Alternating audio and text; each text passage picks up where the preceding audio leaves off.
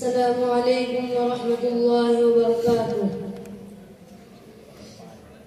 Alhamdulillahi wa kafa wa salamun ala ibadihi alladhina istafa. Amma ba'd.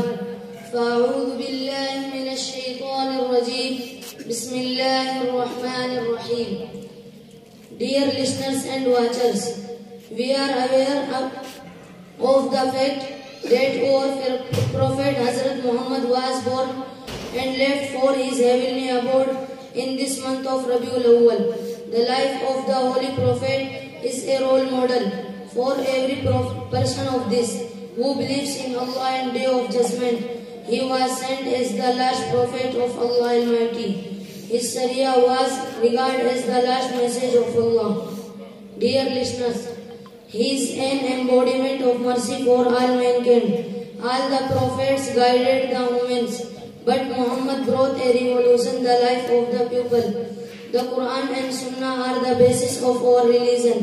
If we follow the Quran and Sunnah, we cannot be deviated from the right path. These two things are the basis and main source of our religion.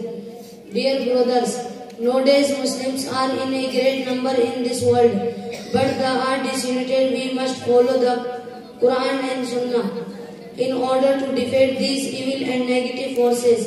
But it's extremely sorry to say that our children and youth are unaware of the main purpose of sending Muhammad in this world.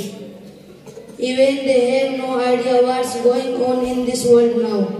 So in this month of Rabiul Awwal, we should tell them the stories of the Prophet. We must tell them about the message of Muhammad and main purpose of sending him this world.